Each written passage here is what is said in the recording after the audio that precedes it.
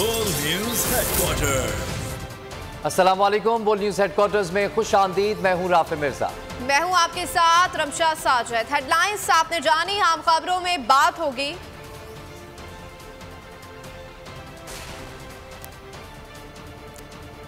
NRO2 किसने दिया?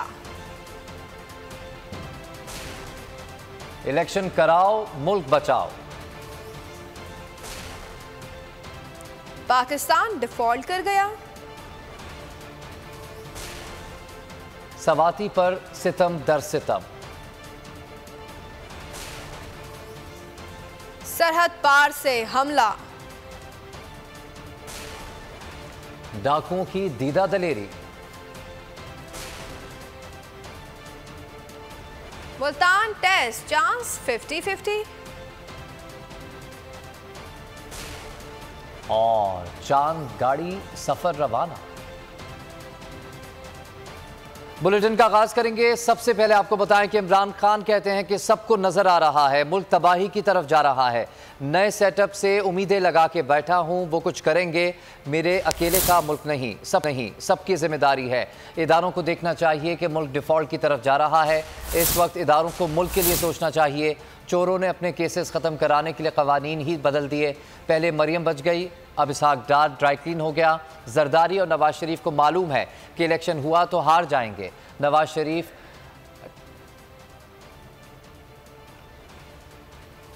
मेरी कोशिश ये है कि इस मुल्क के जो इदारे हैं वो इस वक्त मुल्क का सोचे।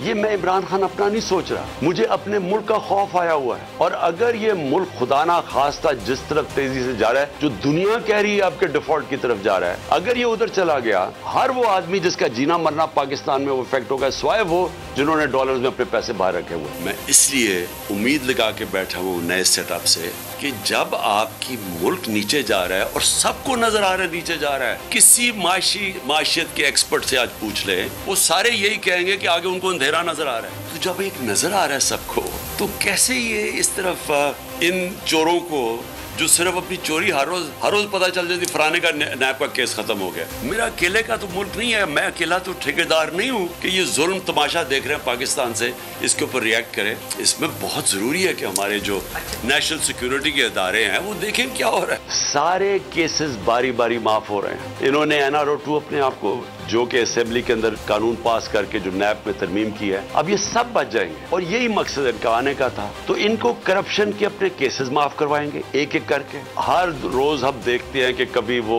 पहले मरियम बच गई, फिर उसके बाद वो इसहाक डार आया, वो ड्राई क्लीन हो गया। उसके बाद अब ये राना सनाउल्लाह को भी उन्होंने फैसला किया कि ये तो बिल्कुल ही साफ और शफाफ हो गया। मुझे कभी कोई शक नहीं था कि नवाज शरीफ या जरदारी कभी भी इलेक्शंस की तरफ नहीं जाएंगे, कि दोनों इस मुल्क के बड़े मुजरिम हैं। लगा हुआ है कि अगर ये इलेक्शंस में हार गए तो उनको डर ये लगा हुआ है कि इतनी मेहनत से जो इन्होंने 7 महीने में अपने केसेस खत्म किए हैं, ये फिर ना रिवाइव हो जाए। नवाज शरीफ वहां बाहर बैठा हुआ है, उसने वो उल्टा लटक जाएगा, इलेक्शन नहीं करवाएगा, क्योंकि उसे पता है इलेक्शन में रिजल्ट इनसे बहुत बुरा होना है। लिहाजा ये डिले करना चाहते हैं। इनकी तो अगर कोशिश हो तो ये तो इससे भी आगे जाना चाहते हैं। मेरी घड़ी मेरी मर्जी। इमरान खान ने प्रोपेगेंडे का जवाब दे दिया। कहा मेरी अपनी घड़ी थी जो मैंने बेच दी। चंद मीडिया ग्रुप्स महंगाई से तवज्जो हटाने के लिए घड़ी पर प्रोपेगेंडा कर रहे हैं।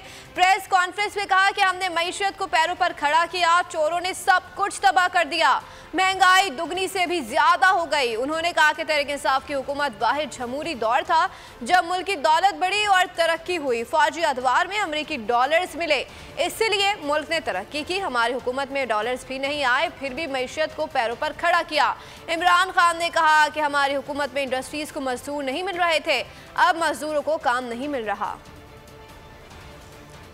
मुझे अफसोस से कहना पड़ता है कि वो चैनल्स जो आज चुप करके बैठी हुई हैं, सन्नाटा छाया हुआ है, वहां बोल नहीं रहे, वो उनको इमरान खान की घड़ी की पड़ी हुई है। ये भी पहली दफा हुआ कि मैं अपनी घड़ी बेचूं, उसके ऊपर ही शोर मच गया है। जाती घड़ी है, मैं उसे बेचूं, मैं जो मर्जी करूं उसे, उसके ऊपर कोई बात नहीं कर रहा कि आज लोगों का जो माशी कत्ल हो रहा है। हम जो पाकिस्तान छोड़ के गए थे, ये जो हमें इन्होंने रजीम चेंज पे किया था, उस वक्त पाकिस्तान की 2022 में 21 में पाकिस्तान के जो GDP दौलत में इजाफा हो रहा था वो 5.7% था। तो हमारे दौर में उसके बावजूद कि कोरोना थी, याद रखें कि दुनिया ने एक्नॉलेज किया था कि पाकिस्तान वो 3 टॉप मुल्कों में जिसने सबसे बेहतरीन तौर पे कोरोना को मैनेज किया। उसके सबूत क्या है कि हमने अपनी इकॉनमी बचा ली, अपने गुर्बत बचा ली, अपने रोजगार बचाया लोगों का। आज इंटरनेशनल मार्केट में तेल की कीमत क्या है? $80 से भी नीचे आ गई है। आज 70 और $80 के बीच में कीमत है। हमारे दौर में $103 से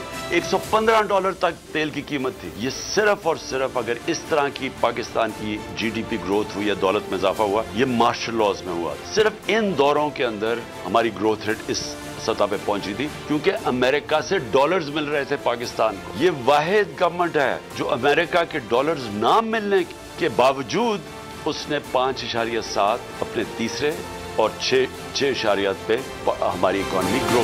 चोरों को पहला NRO मुशर्रफ ने दिया, दूसरा ताकतवर ने दिया था। प्रेस कॉन्फ्रेंस में इमरान खान ने एतराज धरा दिया। प्रेस कॉन्फ्रेंस में सवाल उठाया कि अवाम का पैसा चोरी करने वालों को NRO कैसे दे दिया गया। शरीफ खानदान का काम यही है, चोरी करो और बाहर भाग जाओ। इमरान खान ने कहा कि रजीम चेंज में जो भी मुलव्विस थे वो पाकिस्तान के मीर जाफर और मीर सादिक थे।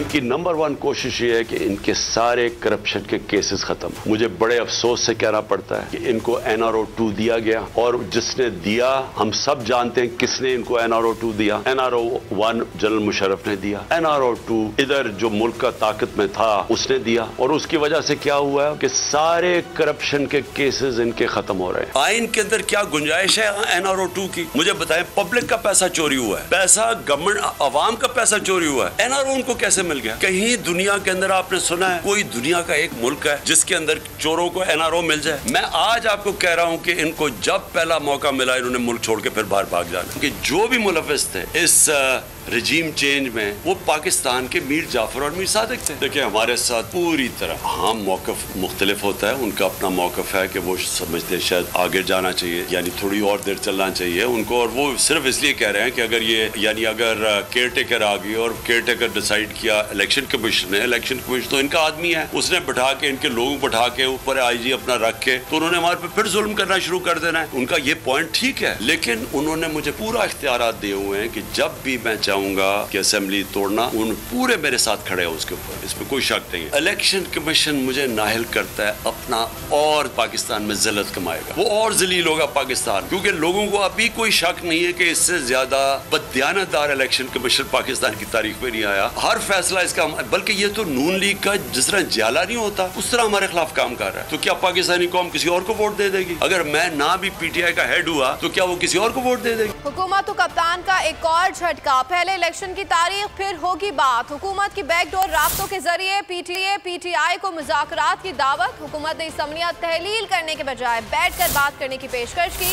PTI ने दो टोक जवाब दे दिया कि हुकूमत जिन शराइत पर मुज़ाकरात करना चाह रही है वो हमें किसी सूरत कबूल नहीं। PTI ने जवाब दिया कि PTI बामायने मुज़ाकरात को तैयार है। हुकूमत पहले इलेक्शन की तारीख का ऐलान करे, इलेक्शन की तारीख के बाद मुज़ाकरात की मेज़ पर बाकी तमाम मसाइल पर बातचीत करने को तैयार है।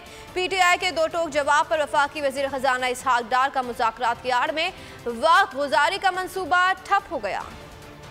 इलेक्शन कराओ मुल्क बचाओ मुहिम का दायरा मजीद वसी कर दिया गया। पंजाब के बाद सिंध में भी रैलियों का आगाज कर दिया गया। कराची में रैली में अवाम की बड़ी तादाद शरीक हुई।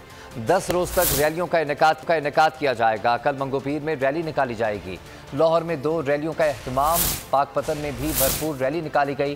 फैसलाबाद में रैली के शुरका के वफाकी हुकूमत के खिलाफ नारे। पीपल्स पार्टी इलेक्शन नहीं चाहती, वो नून लीग को डरा रही है। नून लीग खुद भी डरी हुई है। मौलाना ने सोचा नहीं होगा कि इनका बेटा अहम सीट पर होगा। उन्हें पता है कि इलेक्शन हुए तो तहरीक इंसाफ जीत जाएगी। असद कैसर की पोल न्यूज़ के प्रोग्राम अब बात होगी में गुफ्तगू। उनका कहना था कि इदारों पर सवालिया निशान है कि मुल्क को इस तरह छोड़ रहे हैं। डर है मुल्क श्रीलंका ना बन जाए। इंतखाबात के अलावा दूसरा कोई रास्ता नहीं। किसी भी सूरत में नहीं चाह रही है और वो मुस्लिम लीग को डरा धमका रही है और मुस्लिम लीग खुद भी डरी हुई है। उनको ये बात समझ नहीं आ रही है कि अगर इलेक्शन होते हैं तो तहरीक इंसाफ जीत जाएगी। वो मौलाना तो मजे की मजे ले रहे हैं। उसको तो पता है कि इतनी बड़ी ओहदा और इतनी बड़ी हुकूमत में हिस्सा तो कभी उसने देखा ही नहीं था, उसने सोचा ही नहीं था कि उसका बेटा जो है सबसे अहम मिनिस्ट्री का मदार होगा, उसके पास और भी अच्छी मिनिस्ट्री होगी। वो भी सलामती के इदारों के ऊपर एक सवालिया निशान है कि क्या वो मुल्क को इस तरह छोड़ रहे हैं। हम ये नहीं कहते, हम समझते हैं कि बिल्कुल उनका एपॉलिटिकल स्टांस रहा है। हमें तो डर है कि ये कोई सीरिया ना बन जाए, मुझे तो डर है कि ये कोई श्रीलंका ना बन जाए। खबर शामिल करते हैं। बलूचिस्तान में बल्दियाती इंतखाबात के नताइज आने का सिलसिला जारी है। जिला लसबेला म्यूनसिपल कॉरपोरेशन बेला के गैर सरकारी गैर हतमी नताइज सामने आ गए हैं। गैर हतमी और गैर सरकारी नताइज के मुताबिक 11 वार्ड्स में से 8 नशिस्तों पर जाम ग्रुप ने कामयाबी हासिल कर ली है। अवामी इत्तेहाद को 3 वार्ड्स पर कामयाबी मिली, जबकि तहसील Hub ward number 12 municipal corporation के लिए अवामी इत्तेहाद के शेरजान 334 वोट लेकर कामयाब हो गए हैं। आपको बता रहे हैं बलूचिस्तान में बल्दियाती इंतखाबात के नताइज आने का सिलसिला जारी है। ज़िला लसबेला म्यूनसिपल कॉरपोरेशन बेला और इसके अलावा दीगर इलाकों के भी गैर हतमी और गैर सरकारी नताइज आने का सिलसिला जारी।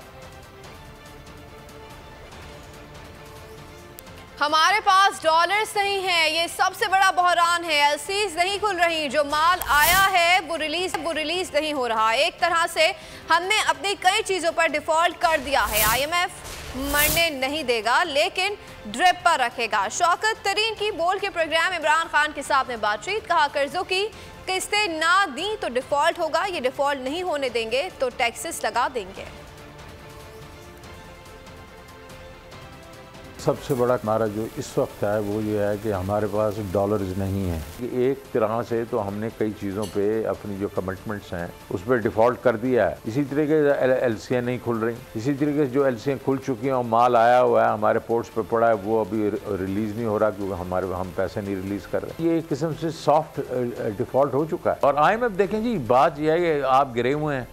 IMF तो आपको मालूम है कि वो एक वेस्टर्न ममालिक का एक किस्म से एक फ्रंट है और वो उनको कुछ चीज़ें आई एम श्योर आपको से चाहिए होंगी। आपको मरने नहीं देंगे, आपको ड्रिप पे रखेंगे। वो जिस तरह रेवेन्यू शॉर्ट हो रहा है ये हमारे पे दबा के टैक्सेस लगा देंगे। आज़म सवाती पर जुल्म क्यों किया गया? आज़म सवाती पर उसके बच्चों के सामने तशद्दुद किया गया। इमरान खान एक बार फिर बरस पड़े। प्रेस कॉन्फ्रेंस में सवाल उठाया कि आज़म सवाती का क्या जुर्म था जो उन पर तशद्दुद किया गया। उन्हें एक ट्वीट पर सज़ा दी गई। ऐसा जुल्म किस माशरे में होता है?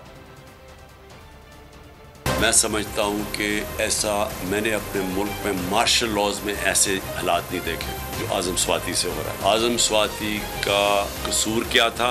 उसने एक ट्वीट की जिसने उसने जनरल बाजवा को कहा कि उसने NRO 2 दे दिया पाकिस्तान। ये सारा पाकिस्तान को पता है कि उसने NRO 2 दिया, लेकिन उसके ऊपर जो उसको सजा मिली है, कौन से माशरे के अंदर इस तरह का जुल्म होता है कि एक सेनेटर अपना पॉइंट ऑफ व्यू नहीं दे सकता? भाई आप कहते नहीं दिया, लेकिन ये तो नहीं कर सकते आपको नंगा करके उसको मारो, बच्चों के पोते पोतियों के सामने उसके ऊपर जुल्म तशद्दुद करो, उसकी फिर बीवी के और बेटी के सामने गंदी कैसेट भेजो, उसके ऊपर केसेस कर दो, कोई 30 केसेस कर दो। जो हार्ट का मरीज है कोयटा भेजा जाए इन हालात के अंदर, फिर उसको अब सिद्ध पहुंचा दिया, एकदम CDO को पता चल गया, घर सील कर दिया। कौन सी दुनिया के अंदर इस तरह के हालात होते हैं जो अपने आप को जमहूरियत कहती है? बुजुर्ग सियासी रहनुमा के खिलाफ इंतकामी कार्रवाइयाँ। सिंध पुलिस इंस्पेक्टर आज़म स्वाति को कोयटा से कंबर शहदात कोर्ट लाई और अदालत में पेश करने के बजाय एक दिन तक गैर कानूनी हिरासत में रखा।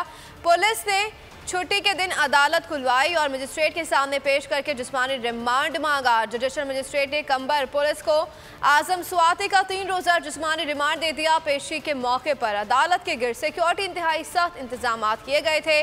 तहरीक इंसाफ के सेनेटर सैफुल्ला आबड़ो और वकला भी अदालत के बाहर मौजूद थे।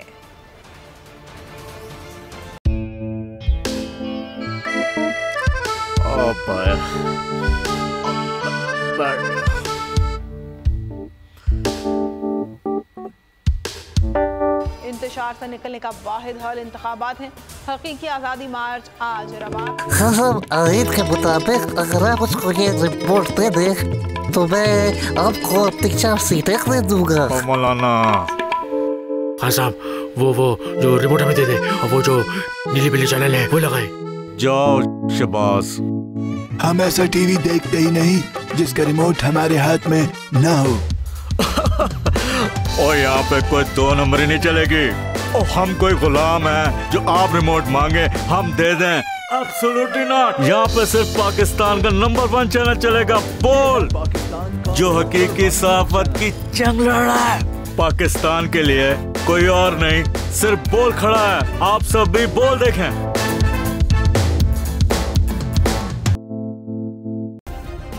सब्सक्राइब करें और बेल दबाएं ताकि कोई खबर रह न जाए।